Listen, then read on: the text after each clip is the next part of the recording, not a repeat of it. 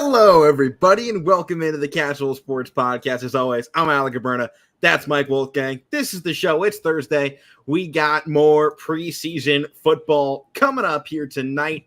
Season officially underway here for preseason week 1. Hall of Fame game. That was a one-game exhibition. Now it's time to go. Every team goes into action this weekend. Mike, we already talked Thursday games yesterday. Today we're going to get into Friday. Before we do that, how's it going over there on your end?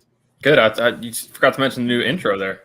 Oh, yeah, I got the new intro, actually. Yeah, put that together yesterday, partially during the show, partially after, partially before. So a full process in the making there. Hope you guys like it. Gives everybody a little bit more time as well. I think it added 20 seconds, so a little bit more time for everybody to get in the show. And actually, music that came in for use. It's actually a song 70 years old, about, I think, around that. It's actually performed by my grandfather and his band back in the day. So really? I got that one. Yeah, it's for use. It's been out there so long. Yeah, no one owns it. It was from his band and one of his bands in high school, the Monterey's. Nice touch. Yep. So yeah, we got that one. So got some family heirlooms. Actually, the countdown clock was actually designed by my cousin as well. So the music for that one. So yeah, keeping it in the family for this, man. Love it. Right? Matt, by the way, Matt had the best picture. Yes, he does. Matt definitely has the best picture. Yeah, and it's fitting that it also has Meathead of the Week on there. I know, because he just looks like it in that picture. And he's the biggest meathead there is. 100%. I can't wait for him to be on the show tomorrow. We'll see how he comments about it. Matt and I will get into some high school football tomorrow with some more preseason talk as well here for the NFL. But, Mike, why don't we go ahead and get into what the NFL has to offer us? We talked Giants, Patriots, Titans, Ravens yesterday. Tomorrow night, there's going to be some more games, starting off with Falcons and the Lions, the first game at 6 p.m. I think you look at this game, two teams that they're trying to rebuild. Falcons obviously drafted Desmond Ridder. He's not going to be the starting quarterback. Apparently, Marcus Mariota came into camp, dominated, took over, and he's been solidified as the number one man right out of the gate. So I think that's great for Atlanta to get that, right off the bat. Hey, we're not waiting around. We're not trying to, sit for 3 months to figure out who this quarterback is going to be. They had a guy come in, show I'm good enough, and they went, all right, you're going to be the guy this season until you ain't. We know this Falcons offense has a decent bit of weapons on it, especially, kind of your big one in Kyle Pitts. I think there's still a lot of question marks going into this season for the Atlanta Falcons, but I think overall you kind of have to like the direction they go. They finally move on from Matt Ryan, who put together a decent season this past year, but I think it was time. I kind of called for it last season.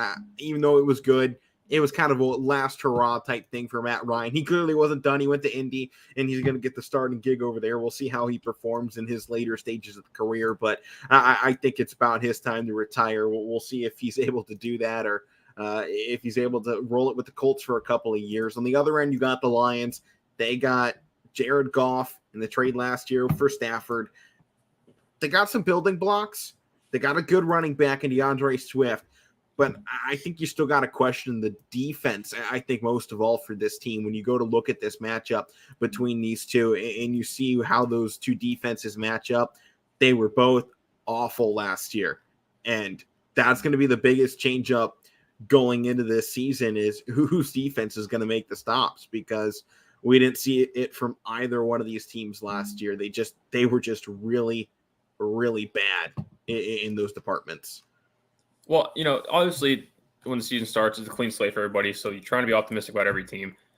It's a clean slate. Everybody's thinking, hey, we got a chance to do something this year. Everybody's 0-0. So I think with the Falcons, I agree. It's like they have some weapons. I didn't think, offensively with Matt Ryan's numbers last year and the weapons they have, they weren't, there was some potential there, and I still think there is. And I think with Mariota there, maybe they could do something with the young guys, with Kyle Pitts and some other guys that they have. But I think, flip side with Detroit, I'm not expecting a whole lot out of them this year.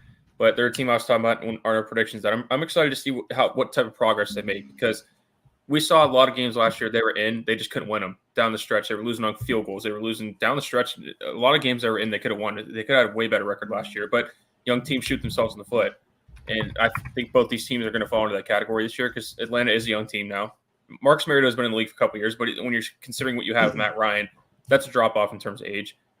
Kyle Pitts is young. He's been in the league a couple of years, or just last year. But I think with Detroit, I want to see how they continue, because, I know you talk about Jared Goff and some other things they have going on both sides of the ball.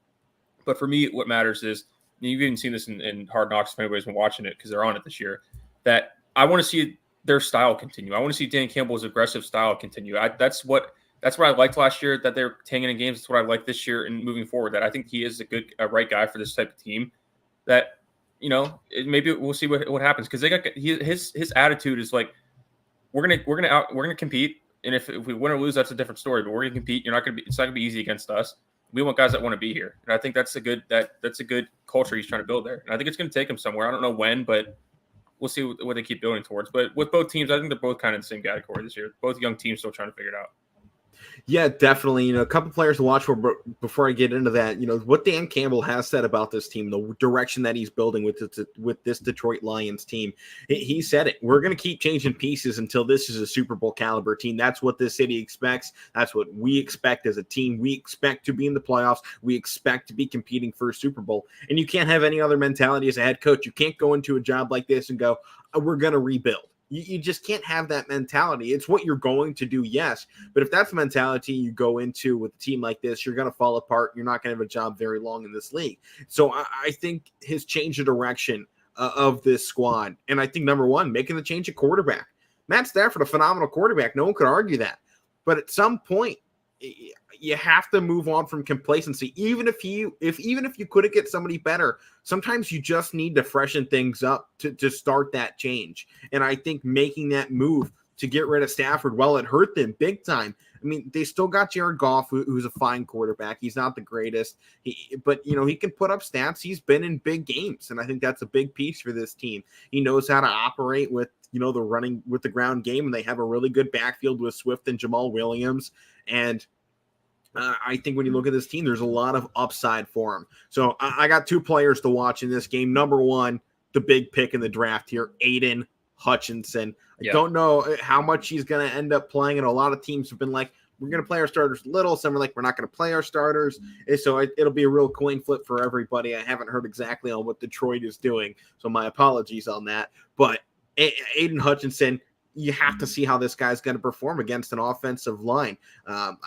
At the moment, they have him listed as the right defensive end, so he should be going up against Jake Matthews, the left tackle, because remember, they're backwards for each other. So we'll see how he does going up against a blindside offensive lineman, who obviously those blindside linemen are supposed to be the best linemen we have in football. So we'll see how Hutchinson matchups there. On the offensive side for Detroit, I would say Jamison Williams, but he's not going to be in this game. He's out so far with an injury still. But I think you got to watch out for Amon-Ra St. Brown. Top guy last year, 900 yards, 6 touchdowns for Detroit. I think you got to watch out for him to jump big here if he gets some early playing time in this game. And you also got to make sure to watch out DJ Chark in this offense. He's been a great wide receiver in the NFL for quite some time. He puts up yards quietly. On the Atlanta side, guy to watch out for, Drake London. Drake London, the wide receiver out of USC. All we have heard out of training camp is Marcus Mariota stole the job. Drake London is a stud right now. That is what we're hearing out of this side. Both teams are going to have question marks defensively. It's going to come down to whose offense performs better in this game. I think when you look at depth charts, I think you probably like Atlanta's quarterback positioning better here. Backup quarterback Desmond Ridder, obviously in a college football playoff. It was his last game. And then Felipe Franks, a third-string guy out of Florida. I believe his second or third year in the league now. He was phenomenal there, worked with Kyle Pitts, who's obviously won't be on the field at the same time as him, but still. But on the Detroit side, backup quarterbacks Tim Boyle, and their third-string guy is David Blau from Purdue.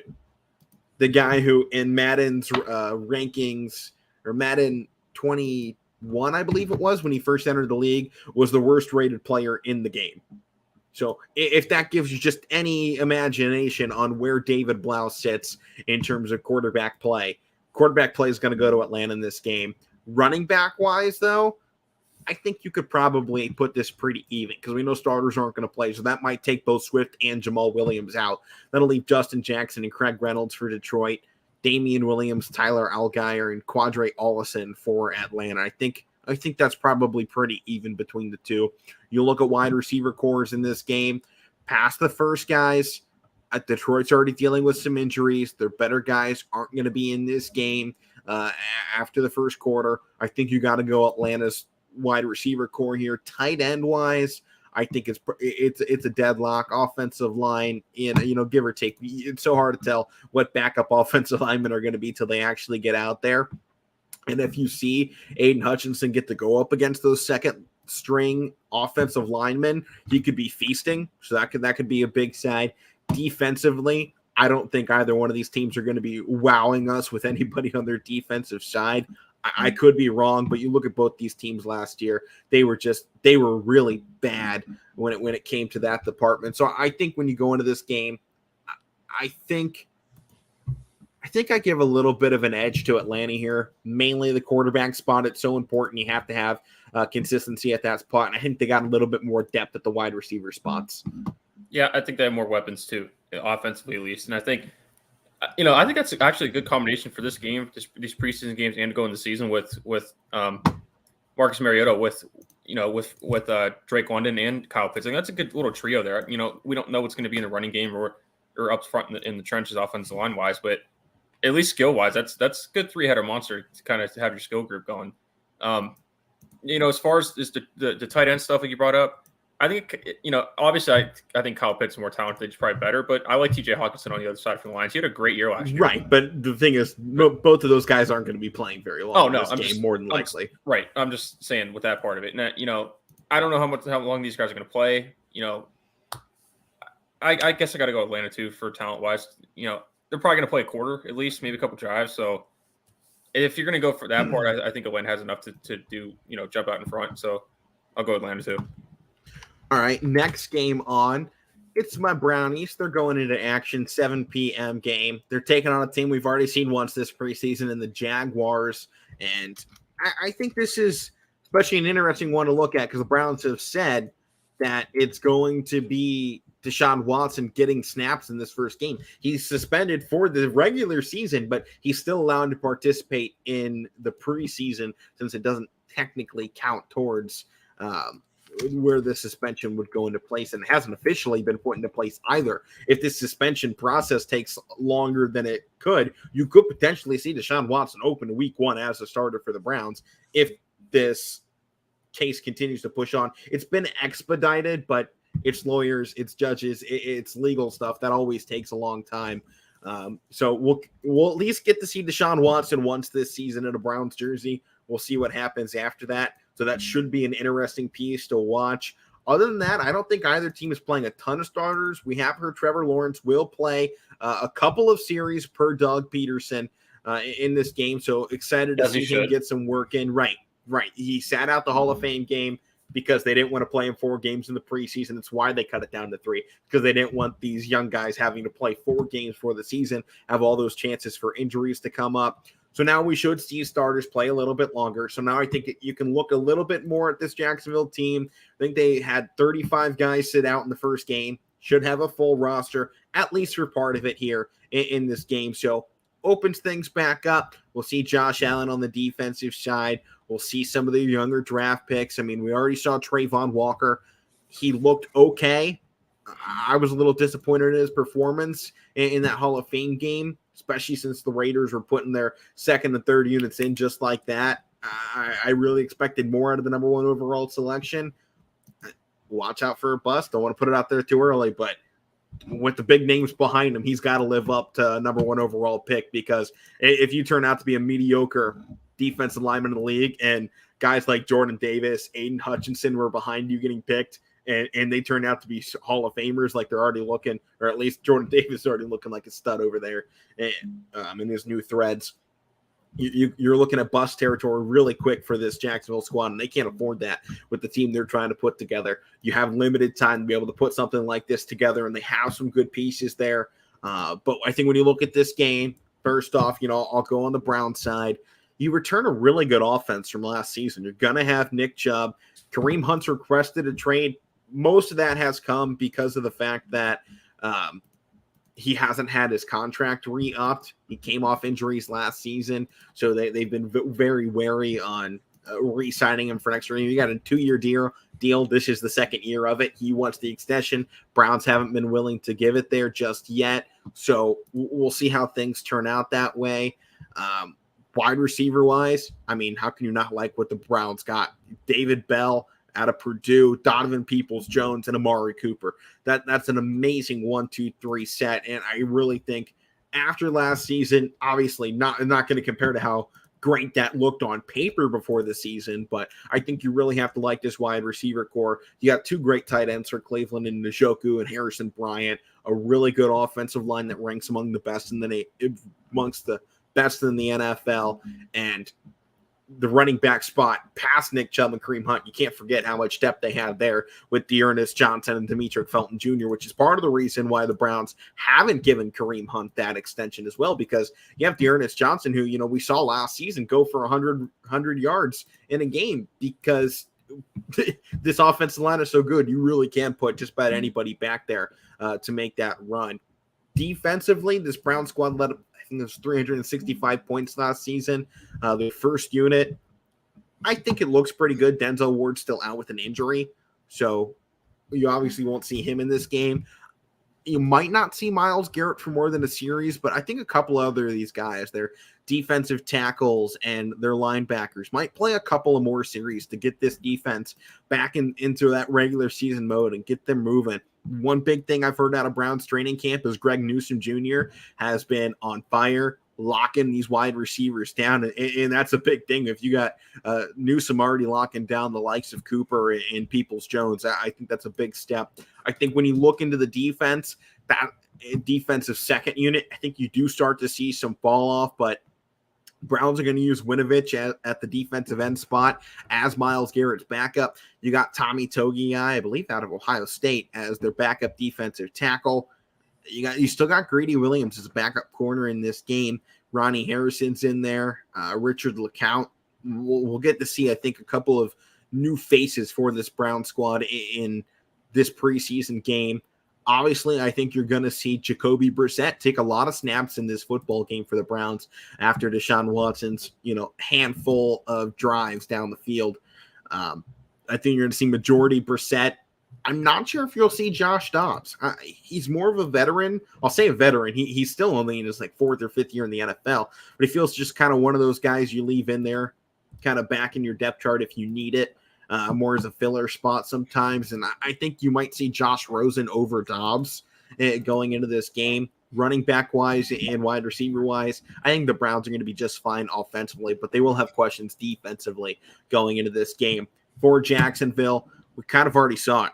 Their quarterback positioning after Trevor Lawrence is thin. Running back wise, they couldn't do much of anything in that game earlier. We'll see if that changes with some more of their offensive linemen staying in a little bit longer. Their wide receiver core looked bad with those second and third string quarterbacks. Their defense got shredded. Mike, I don't want to sound too much of a homer here, but after the Jaguars' first game, I especially because we're still dealing with second units. If it was first units, I think it'd be a lot closer in this game. You're going number one depth chart for 4 quarters. I think you're talking a lot closer, but I think we saw a lot of struggles out of the depth department for Jacksonville in that Hall of Fame game. So I think I'm still going to, lean towards the Browns in this matchup. And you're not wrong, and I'm going to lean that way too as well. But I think, I'm kind of questions for you if it comes out that way, because you are a Browns fan, that there's not a lot of new faces, but it's a different offense now with even the backups. It's a whole different quarterback room. The receiver room's still kind of similar, but no Jarvis Landry anymore, no Odell. And now you bring in Ammar Cooper, who I did think was a good pickup. You guys know I like him. Right, one of your guys. The defense is hit or miss. It has been the last couple of years. Especially at least in the secondary. You talked about how the potential is there, but it's been inconsistent. So I'll ask you as a fan, since we got some time and we're on the subject, what do you think? What do you want to see improve this year, and what are you most excited about to see happen? It could be on either side of the ball. And defensively, I want to see Myles Garrett get to the quarterback more. I mean, we keep talking. He's supposed to be this top-level talent, and he is up there 3rd or 4th in the league in sacks, and he is in that conversation. But then when you got a guy in the same division in T.J. Watt, who's just a freak of nature and is getting to the quarterback on every other play, I think sometimes you look at Myles Garrett and you go, that guy is what we need you to be. Can you be that? He's got Jadeveon Clowney on the other side, so it should help him in the pass rush a little bit if Clowney can get back to a more dominant aspect. But I think at some point Myles Garrett just has to go solo. We see these weightlifting videos every offseason and him jumping 6 feet in the air, doing all this strength and conditioning stuff. But then it comes to the season and, he's up there and he's one of the better guys at the defensive end spot. But when you're getting kind of embarrassed by another guy in your own division who very clear and day is the defensive player of the year, I think I just want to see Myles Garrett get back to what Myles Garrett does best, and that is just applying pressure. Because I think in a lot of games last season, the Browns obviously lost because the offense did a lot of times, but the defense didn't help out either. And I think part of that goes back to the pass rush, and Myles Garrett needs to be the start of that. If Garrett gets there, it opens things up for Jordan Elliott, Clowney, Bryan, Togiai, Winovich, whoever else they decide to put up there. Even if you can bring in Taki, Walker Jr., Wuso Koromoa, and bring those guys in to help with pass rush, Browns need to get the pass rush back. The defense looked very basic at times. They're running a base 4-3 defense. It doesn't get any simpler than that. Browns have run this for a while, but if you have a good quarterback on the other end, it just gets picked apart. The Browns need to figure out how to not give those quarterbacks time to pick apart this defense, because as long as you're running a base 4-3, you're not going to be able to throw in wrinkles that most NFL quarterbacks haven't seen before. So you just have to find somewhere in this defensive unit to change something, and it comes in the pass rush. Browns have great rush defense most of the time, so that's not going to be a problem. But I think it comes down to they need to have a better pass defense, give their corners a chance, because we saw so many times cornerbacks got injured last season for the Browns because they were left high and dry in one-on-one coverages because the Browns just couldn't get to the quarterback on the other side, even when they were sending 6 or 7 guys, which left their corners in one-on-one coverages that they had to go and try and make exaggerated plays to try and stop this. And it ended up in injuries a lot of times for this team. So I think that's a big piece of it. Pass rush for Myles Garrett. Well, I think this is no secret too. I'm sure you're going to agree with this because we've talked about it before, that it's been the last couple of years that I think it's not a matter of what's on paper for them. On paper, they are a good team.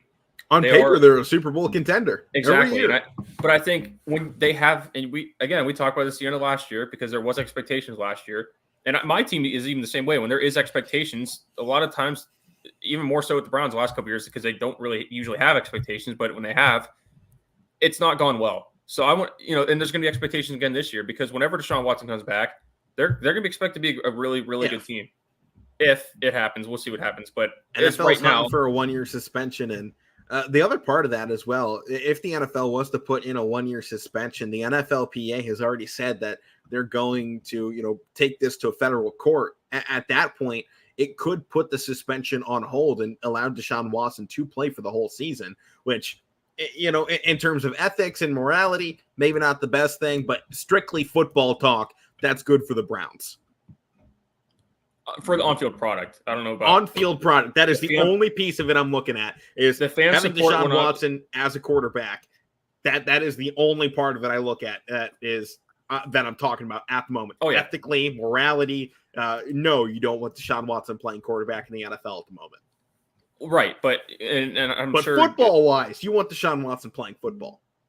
Yeah, and you're always going to get half the fans that don't want it, half the fans that do want it. That's just part of the nature. But I think, at these Browns practice training camps, Deshaun Watson is getting loved by fans. So I don't think you're going to have that question of, are the fans going to embrace him? Because from what we've seen, at least the loyal ones that go to the practices here in the summer, they are already like him. They're already, jumping on and getting Deshaun Watson's autograph, screaming for him after practices, and he's getting a round of applause, the standing ovations coming onto the field. So I don't think you're going to have a question mark of, are the fans going to embrace him? Because the loyal ones that are there kind of already have, for better or for worse. But that's one of my questions coming into the year, is that, like, kind of how I was talking before we started talking about the suspension stuff. But if he does play this year, if he doesn't, whenever he comes back, there's going to be expectations on this team. And it's a different group this year. Last year, they didn't deal well with expectations. I want to see how a new group, not a totally new group, but some new faces that are significant new faces, how they handle with expectations, because some teams handle it, some don't. Yeah, expectation management is going to be a big part of this season. I mean, it always is for every NFL team. You have to learn to manage expectations. And I think at some point, if the Browns get Watson playing this season and things don't go well, unfortunately, I think you have to turn this back on Stefanski. I agree. I was going to go there too. Browns had a franchise quarterback in Baker Mayfield, and he played injured all last season. At some point, that falls back onto your head coach. Browns lost a top caliber wide receiver in Odell. I had my own thoughts about him, but statistically and what we saw with him in the Rams, he's a top-level wide receiver. Browns lost that. Browns lost Jarvis Landry. Browns lost a lot of team chemistry, a lot of games. Some good defensive players didn't want to come to the Cleveland because, there was all these chemistry woes. At some point, when does this fall back on Stefanski? I really do like him as a head coach, and I think so far he's aimed us in the right direction. Obviously, we're getting, winning-ish seasons. We're actually winning more than 3 games, so I can't really complain overall. But I think at some point, I think you do kind of have to look. With all this talent that has been on the roster, why is production not coming? He has a playoff win. We'll give him that. But then everything fell apart in the next season for him. He got acquisitions. He got guys that you look on paper and you should say that, hey, that's a group that should be in the playoffs at the very minimum right now. You look at Cleveland. Even with Jacoby Brissett as the quarterback, I think they're still a very realistic playoff team. Maybe wild card. But at some point, this falls back to Stefanski. And we saw a lot of times play calling. Why was he making Baker Mayfield roll out to the left? Because every time he rolled out to the left, there was an interception because he couldn't throw that direction with the injury to his arm. And yet Stefanski still did it. There were question marks all over last season. And I think part of it was Stefanski was mad at Baker for saying he was going to play with an injury, and he got forced to play him. So he was putting him in bad spots. And I think when you see that, coaches aren't supposed to hold vendettas against players. You go out there and you try and put your players in the best chance, in the best position to succeed. And I think last season, I don't think Stefanski did that very much. There were countless times you have an injured quarterback and you have one of the top running backs in the league, top 2 running backs in the league, with Dearness Johnson as your third guy as well. Run the football. It should be simple for Cleveland. Run the football. And there was a lot of times that just didn't happen last season, even in spots where they were just obvious. Just run the football, man. Chubb's having a great game, and you won't give him the football. Instead, you're letting a crippled quarterback throw the football. I think Stefanski should get a lot more blame than I think he currently has for the Browns' mishaps at the moment. Well, I agree. And if you look at it, this goes back to expectations part, because Baker's first year, he comes in week 3 or 4, finishes out pretty good. They go out and get Odell, and they stink that year. Then the next year they come back and they without real expectation, or it's not. I don't want to say no expectations, but without how it was with the year before. Then they get Odell and they make a run and they go win a playoff game. Next year or last year, with him getting injured too, and I think week 3 or 4. Yeah, and last year there is expectation after winning a playoff game, hanging out with the Chiefs in the second round, and they flop.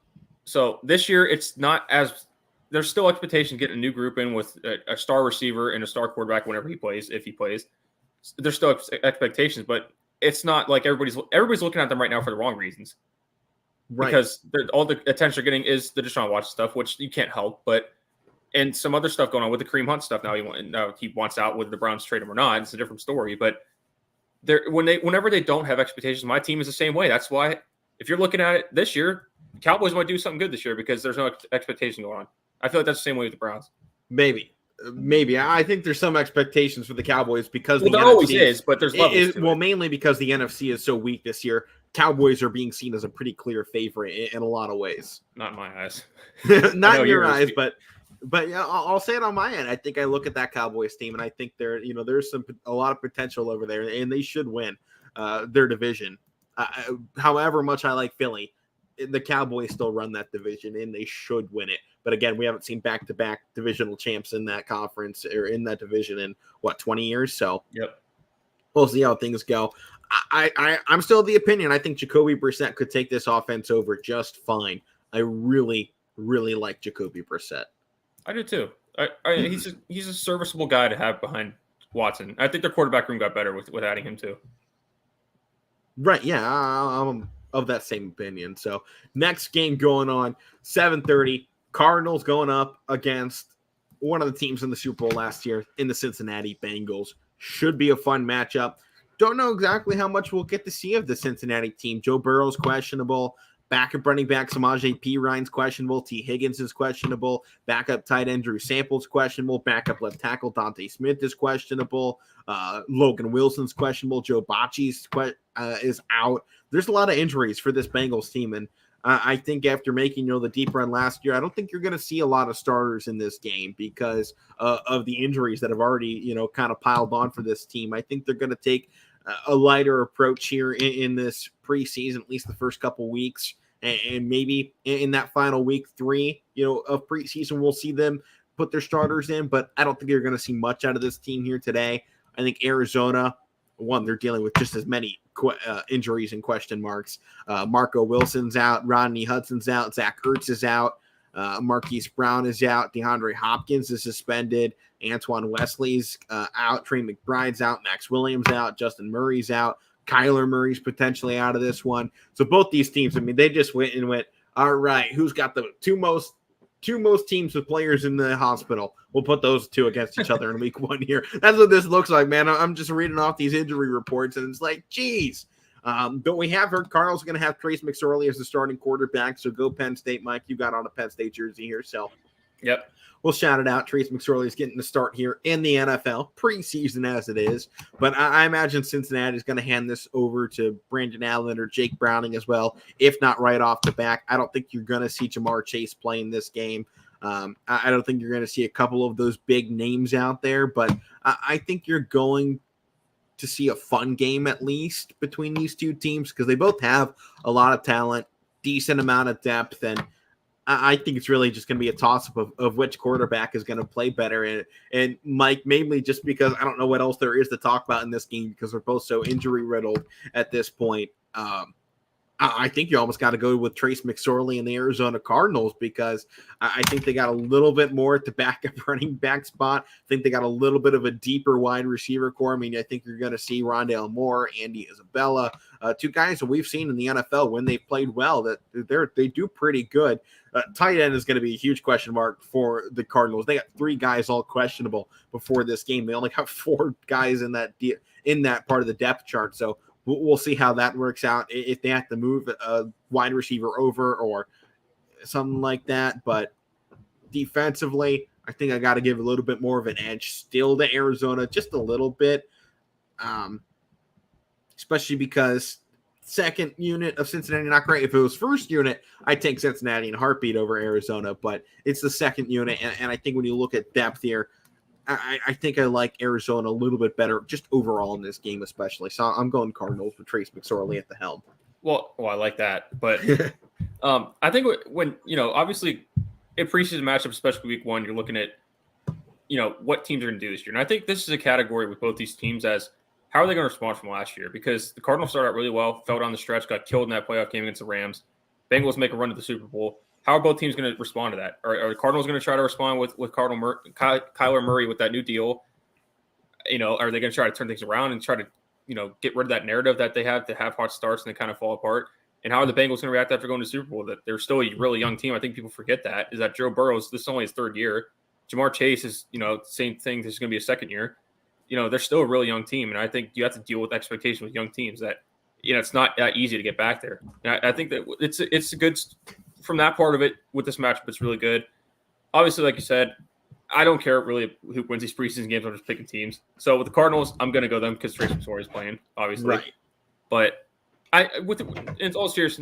To be serious, though, I like what you said because I still think they have a little bit more offensively, even though they are, third string quarterback. Is that what he is, third string? Trace is third string, yes. Second string is actually Colt McCoy, but they're giving it over to the younger guy here in preseason. I think they're both about the same caliber, but obviously older guy in the depth chart. But I think offensively they still have a little bit more to offer, and even somewhat on the defensive side on their depth chart. But I'll go Cardinals in this one. Fair enough. Next game up, Jets and Eagles. And I think you look at these two teams especially, and this is where you really have to talk about manage your expectations because for whatever reason, this Jets team is getting hyped. They're getting a lot of talk their way. A lot of people are getting really excited about this team. And I think we just have to take a step back and remember, this is the New York Jets. Don't get excited about the New York Jets because they're the New York Jets. 3 times you said that. Right. New York. One. New York. Football in New York. Bad. Bad. Very bad. And they play in New Jersey. They're the New Jersey Jets. 2. And 3. They had 4 wins last year, and they were the only defense to allow over 500 points. Their differential of negative 194 was the complete opposite of Buffalo Bills, who was 194 in the positive direction. This Jets team won 1 game on the road last year. They didn't win a single divisional game. They scored just 310 points, which was almost the lowest in the league, just ahead of the Texans and the Jaguars and the Giants, and just above the Carolina Panthers. Don't get excited about this team, people. Please, for the love of football. I know they got some good players, and I think, you can say, oh, yeah, it should be fun to see some of these guys go. Zach Wilson's the second-year quarterback. Just calm it down a little bit. We don't know what to expect out of this guy. He didn't have a phenomenal rookie year. He looked fine. He looked better than Sam Darnold, but that's not saying much. He still had 11 interceptions and just 9 touchdowns. He didn't even complete 56% of his passes. People are getting really excited about him for absolutely no reason. So I think we just need to calm it down on New York. They got some good pieces. Yeah. Breece Hall, the running back spot, love it. Elijah Moore out of Ole Miss, love it. Garrett Wilson out of Ohio State, love it. CJ Uzomah, I love it. I think they really have a good offense getting into place. But what did they really do on defense? Sauce Gardner. Love Sauce Gardner. But outside of him, look at this defense. Are you really going out and go, yeah, that's a defense that's going to play well in the AFC East? No. Just no. So, as much as the starting unit for the Jets doesn't look too bad, just remember, they're the Jets. I'm never picking New York to win a football game unless they're taking on another New York team. So I'm giving my pick away early here. Well, maybe. I think I might have found a team like that has more injuries than the prior 2 that we were talking about. Philadelphia. You look at always have injuries. You look at this unit right now. Devontae Smith, questionable. Jordan Mailata, questionable. Jason Kelsey, questionable. Andre Dillard, questionable. Greg Ward, questionable. Kenneth Gainwell, questionable. Boston Scott, questionable. John Hightower, questionable. Tyree Jackson, LaRaven Clark, Brett Toth, Grant Calcaterra, and Javon Hargrave. Oh, and Kerry Vincent Jr. Like, how am I supposed to pick the Eagles in this? I don't want to pick the Jets, but there's nobody available for Philadelphia. Hey, you can bash the Jets and they deserve it, but it doesn't mean you can't pick them. Yeah, but I just said I would never pick a New York team, so I kind of screwed myself. Well, I was going to try to save you there, but you kept talking. I was going to say I was going to try to help you out, but no, forget it. Yeah, Jordan Davis should get Javon Hargrave starting spot here in this game with the injuries going on, so we'll get to see the young guy do pretty well. We saw him dominate Cam Jurgens in the one clip. He said he doesn't like that clip. He said Cam Jurgens has looked a lot better than what that one clip has shown. So you do have that, but Jordan Davis is an absolute freak of nature, and obviously people already have him up for Rookie of the Year, and I think deservedly so with what we've seen out of him already. So it should be exciting to see him get some work here in an actual NFL game. And unfortunately, we don't get to see him go up against a better offensive line, but should be a good start. Perhaps some sacks on the ledger, at least a lot of tackles. I think it'll be hard to run the football for the Jets in this game, and I think that's probably where they're better off going rather than having Joe Flacco throw the football, or Mike White, who we got excited about a little last season. Mike White had the one good game, and then you were on that train for a little bit there. I loved Mike White in that game. Yes, I did. And then I remembered it's the New York Jets. I was just going to say that. That's what you always have to remember with this team. When in doubt, they'll disappoint you. So even with all the injuries to Philly here, I'm going Philly. Their backup quarterbacks, Gardner Minshew. They got Carson Strong, who was one of the top quarterbacks in college football last year out of Nevada. I love to see it. I don't know who they're going to have run the football because Miles Sanders won't play very much, and Gainwell and Scott are both injured. So you're going to see Jason Huntley, I think, take over here. You're not going to see Devontae Smith play in this game. So probably a little bit more Jalen Reagor, Britton Covey, Devon Allen, Deion Kane, Zach Pascal. I think you're going to see some weird names in this game overall. A lot of offensive injuries, but I think you look at the defense here, and there's almost no injuries for the Philadelphia Eagles. And I think that's one side of it that I think you got to like at least a little bit. No, they weren't the best defensive team last year, but, they were pretty good, especially for, some of the big games they were playing in that last season. They finished out really strong as well to get that wild card spot. They won 4 out of their last 5 games to make it to the playoffs, and I think they're going to keep building off of that momentum. And I think they can at least beat this game against the Jets because, like I said, it's the Jets. And despite all that, too, the Eagles are still favored by 1.5. Despite all the injuries, they're still favored in this. Tells you something about that Jets team now, doesn't it? It does. But when I was talking about the Jets and some of our projections, I want to be clear. I'm not expecting them to do anything this year. But if I'm not a Jets fan, but if you are, there's still something to be, at least talent-wise, at least on offense, like you said, there's something to be excited about. Because I think they got a lot in the young pieces, and you still have a young quarterback who's second year. That's why I'm not expecting him to do too much this year. I think he's had an okay rookie year last year, but he's got to get a lot better after where he was picked in the draft. I like Garrett Wilson, like you said, your Buckeye boy there is potentially to be their number 1 guy if he isn't going to be, the next couple of years. He probably currently had him at number 3 in the depth chart still. That's wide receiver 3. So, I mean, he could play slot receiver, though, at being that number 3 guy. They could very easily put him into the slot, and I think he fits that perfect. I mean, you have a guy with glue for hands that can move all over the field. He's perfect to put in the slot position where you can move him into every position. He's going to find openings and holes in the defense. So if he does become slot receiver, I think that's a great spot for him. He's a guy you can play anywhere, like you said. And I like what they did in the running back room. I think that, again, I'm not putting expectations on them this year, but there's at least room that for a Jets fan you think, because I've been using this example all year with my Pittsburgh Pirates.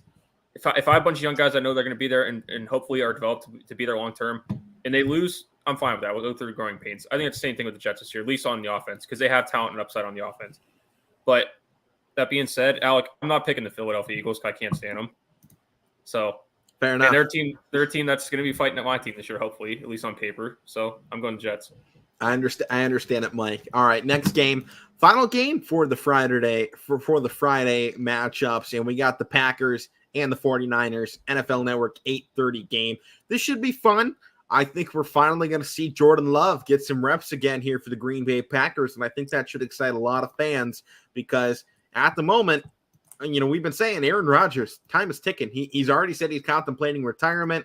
back-to-back MVP seasons. I think any less than an MVP in a Super Bowl this year, and I think he might just go ahead and call it a quits because he's getting up there in age. His team's kind of losing a lot of weapons here very quickly. And I think he might kind of say goodbye before he has a losing season or something. So I think you should be excited to see Jordan Love get some snaps. Should see some more A.J. Dillon, which I'm excited to see here. Wide receiver-wise, I think is where you'll lose excitement for this team. Good starting three. Behind that, I don't think you got much of anything. If Green Bay has injuries at the wide receiver spot, it's going to be rough this year. I know Aaron Rodgers isn't good, but he's not going to have anybody to be good with if they have injuries. It's a very thin unit. I think that does hurt them here in preseason just a little bit because you have to have some depth here. You're going to have 3 and 4 guys deep playing in this game. So questions there. Tight end spot, Tanyan's number 1. He's out in this game. So you'll see Josiah DeGuara, Mercedes Lewis, and Tyler Davis a little bit more. I don't think it's a terrible tight end unit. Not anybody that's going to go up for, 100 yards in a game. But I think some solid 5-yard targets and blocking tight ends especially is what those guys all do pretty well. So that side, you're good. Defensively, pretty much the same unit from last year. They were okay. They had some room for improvement. Not many injuries, so I think the defense is going to be just fine in this game. I am, however, really excited to watch San Francisco play in this game. I think they should be a fun team to watch this season. They've already said it. Trey Lance is going to be our guy. We're not giving snaps to Jimmy Garoppolo. Jimmy Garoppolo's even been excluded from team practices. He's been sent off to go practice on his own with some of the assistant coaches just to keep himself fresh and get ready to get moved. So you're going to see Nate Sudfeld and Brock Purdy take over behind Trey Lance in this game. Elijah Mitchell will be your starting running back, but you're going to see Tyrion Davis-Price, Jeff Wilson, and Trey Sermon getting some reps. I hope I see Sermon out there a little bit more. I think you look at the top 3 wide receivers here. Top 2, Debo and Brandon Ayuk, you like. Juwan Jennings, I think he's growing. He's growing pretty well. Behind that, they do lack some depth, which I think is a problem for both these teams going into the game. So I don't think there's much to look at. I think Tyler Kroft is a better backup tight end for the 49ers than Josiah DeGuara is for Green Bay. Offensive line, like I said, you're not going to know what an offensive line backup is going to look like until he's actually out there. And most of the time, they're just fine. If you're making it as an offensive lineman in the NFL, doesn't matter how far down on the depth chart you are, you're probably pretty decent, and you can hold your own for a while in that game. Defensively, we know this team has a phenomenal defense. That's why they've been so good. And they allowed 365 points last year, but remember, their offense, it struggled a lot in those games, and that doesn't help out your defense. So I think this year, I think you can look for more out of this defense for San Fran, especially if Nick Bosa can stay healthy. That's always the question with the 49ers, though, isn't it? Can they stay healthy? They already got 3 injuries on the defensive side with Emmanuel Mosley, Charvarius Ward, and Eric Armstead. So if those guys can get back and get healthy, I think this defense is going to be great in the regular season, and I think they got plenty of depth as well at the moment. That I think they're going to look just fine in this one. Mike, I'm taking the Niners over the Packers in this one, despite the fact that, I am a Packers fan. I got a Packers hat in my closet. One of my first NFL jerseys was a Packers jerseys, and I love that field in Lambeau, but I'm going 49ers in this one. Well, I think, too, with the Niners, I am excited to see what Trey Lance can do this year because – and even with the Jimmy G stuff, I think the Niners handled that pretty well. And I think Jimmy G handled it pretty well because all we heard the last couple of years, even especially last year, that Trey Lance was there his rookie year, everybody knew he wasn't going to be there. It was just a matter of when he was going to get dealt. And I think them kind of excluding him this year, I think that's fine as they try to work on a trade because everybody's known for a year or so that he's going to be gone. So it's no secret. It's all out in the open. Jimmy knows that. And I think that's fine that they have him off to the side. And I think this finally puts the pressure on the 49ers to actually make that trade. Because when he was a starting guy, you kind of go, yeah, I mean, we could trade him, but we got a 10-7 season going on. Do we really need to? Or should we let him go? It's one of those things. You're gonna keep winning with Jimmy G at your quarterback, but you're never going to evolve as a team. And putting Trey Lance there was like, all right, it's time. Let's actually go do this. We have a roster we feel like we can win with. Let's go do it with the young guy at quarterback. We've sat back there. We've groomed him to be the starter. He sat behind Garoppolo. it's what you used to do with rookie quarterbacks. You put them behind an experienced veteran for a couple of years, then you go, all right, now it's your turn. And that's what they've done with Lance. So I think it's very exciting to see what the North Dakota State man can do. Yeah, I think that's the same thing with the Packers with Jordan Love, like you touched on too, is that he's been behind him for 2 years now? I think it's been 2 years. Oh, I think it might be 3.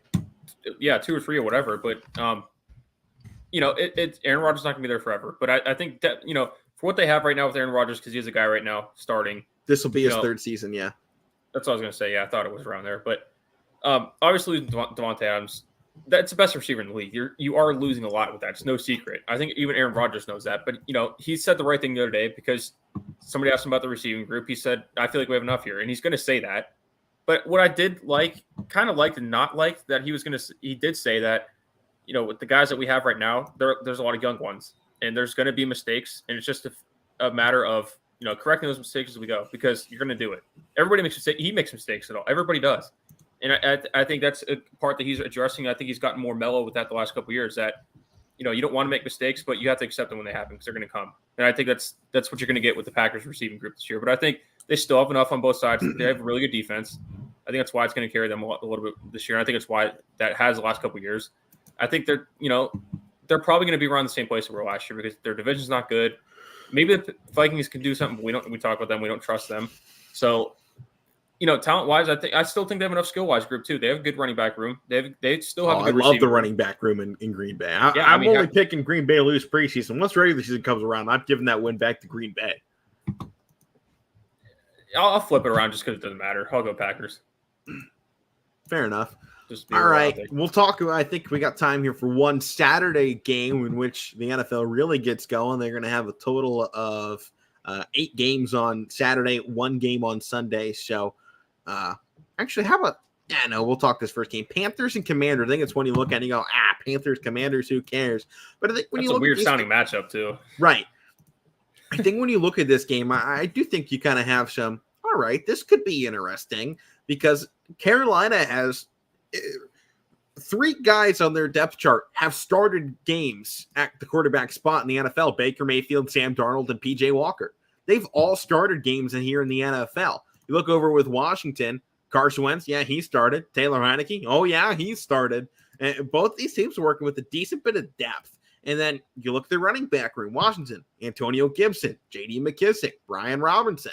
Well, that's pretty good. Carolina, Christian McCaffrey, Chuba Hubbard, Dante Foreman. Well, that's pretty good. Wide receiver room is where I think you probably put the edge over to Washington. And can you just say, I think they might like the Big Ten here, Mike. They got Terry McLaurin, Curtis Samuel, and Jahan Dotson as their 3 wide receivers going into the season. Yeah, they do, man. Not to mention, they're basically number 1 defensive player name-wise is still Chase Young as well. So they've been really loving the Big Ten as of recently. It hasn't been working for him yet, though. Not yet. Terry McLaurin still has a pretty bad drop rate at this point, but it's also hasn't worked with the greatest of quarterbacks in his time there. So we'll see if Carson Wentz can bolster this team up. I'm excited to see what he can maybe do with this squad. And I think this is a fun matchup overall. I think you're going to see a lot of quarterbacks get time. We should see Sam Howell versus Matt Corral at some point. I hope during this game. I think you'll see both of them here in the preseason, at least at some point, but I hope we get to see both those guys come out here in the game. I think you're still got to watch out for a position battle between Baker and Sam Darnold. They've said Baker's the number 1 guy, but who knows what can happen here in preseason.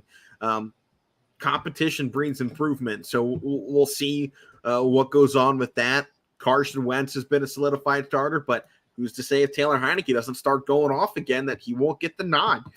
He's been a guy coming off the bench that he said he knows he's not going to be the number 1 guy. But as soon as Carson Wentz goes down, he knows he's going to be ready to take over that spot. So I think when you look offensively at these 2 teams, it's an exciting unit. I mean, even at the wide receiver spot, first unit's pretty good here with Carolina with DJ Moore, Robbie Anderson, and Terrace Marshall Jr. Then backups, they still got Rashard Higgins, Andre Roberts, Charleston Rambo, Brandon Zalestra, Shai Smith. Washington's got some good backups, Cam Sims, Diami Brown, Dax Milne. And I think offensively, it should be a really fun matchup. It's all going to depend, I think, in this game, who's got their defense ready to go. Because neither one was amazing last season. But we've seen this Washington defense be a top-level defense here in the NFL. They've helped me out in fantasy a couple times over the last few years. So I think this coin flip back and forth between the two teams. I think Washington is probably closer to being a competitive team, especially considering the division they play in. They probably have a better chance to grab a hold of some spots more so than the Carolina Panthers in the NFC South, get through the Saints and the Buccaneers over there. I think I like Washington to go up at least and compete against the Eagles and the Cowboys a little bit more. And got to watch out for this NFC East. You never know who's going to make that jump here. So I'm going to give Washington the edge in this game. And we saw that Washington came out a couple years ago out of nowhere because of that defense that you're talking about. Right. They carried them to the playoffs. Whether they had a good record or not, they lose in the first round of Tampa Bay. That carried them to the playoffs. And we were expecting last year to kind of do the same thing. It didn't. Injuries happened too. So I think that's something else to look out for Washington this year. Carolina, like you said, well, actually, I think in both things too, because you're going to see a lot of quarterback play, like you touched on. And I think it's going to be entertaining to see who's going to fight out for who, because, I know Carson Wentz is going to come in for Washington. He is going to be the number one guy. But as we've seen throughout his career, nothing's guaranteed. Nothing, he's going to come in on paper the number one guy. But, the moment he struggles, Alec, you got to think maybe why not make another switch, because he's had that before. It's going to come in his career. And I think with Washington, that's kind of, if you're a Washington fan, that's not good because, they haven't had the last couple of years a guy that's, start a year with the same quarterback, end the year with the same quarterback. They've had a bunch of different guys in there. It's been a revolving door of quarterbacks. So I think that could be another type of year this year, because whenever it comes that Carson Wentz struggles, hopefully he doesn't, because I do want Carson Wentz to do well. I've always liked him, but it's just, if you look at his career, that's just the way it's been. So whenever it happens, you got to make a switch, I think. And why not? Because I know this team defensively and some other piece on offense, they do have what it takes to kind of make a run and be interesting, but they're still that quarterback piece away. So, and you still got to figure out, because that's the missing piece. You got to get that right before you really got to do something serious. For both teams, you do. They're going to have to find a way to solidify that spot one way or another. But whether it's through the draft or free agency, like the way they've been trying to do, I mean, they've gone everywhere trying to look for a quarterback at this point. I mean, drafted Dwayne Haskins, but that whole situation fell apart because the front office didn't want him. They moved him to Pittsburgh. That rest is unfortunate history. But they've even tried, just going to the random dude in Heineke. He went off, but it wasn't, consistent. They bring back the, crippled Alex Smith, and that only went so far. I mean, they had Kirk Cousins 10 years ago, and that only went so far for them. It feels like a team that they keep getting really close, but they can never find that guy that can get them over the last hump. Yeah. Yeah, for sure. I think it's been the same thing with the Panthers, so close a lot of times. I think it's been that way about the Panthers. Well, since they've lost Cam Newton, they haven't found anybody either since the time he was good. Yeah, but I don't know. The whole Cam Newton situation, I think, is very confusing because you look at him as a quarterback. He only had 3 good seasons with Carolina as a total team. He had put up some decent stats, but I don't think it was any coincidence when his time was finally over there that there wasn't a ton of teams jumping on the Cam Newton train. I don't think that was a coincidence. Yeah, I agree. I think there was some luck mixed with some breakout stars that didn't last very long that kind of contributed to how things went for them. So that unfortunately, though, puts us out of time here on the Casual Sports Podcast Thursday edition. One more show left in the week. Mike, you're not going to be on tomorrow. So give me your highlight of the week here. And Matt and I will give us ours tomorrow. So why don't you go ahead and lead things off here today? Since I didn't prepare myself for one, I'll go for what I'm wearing right now because I wore this jersey because 3 weeks today Penn State will kick off against Purdue. So I'll go with that. We're less than a month. Less than a month until college football. I like that. I think mine are going to be along the same lines tomorrow.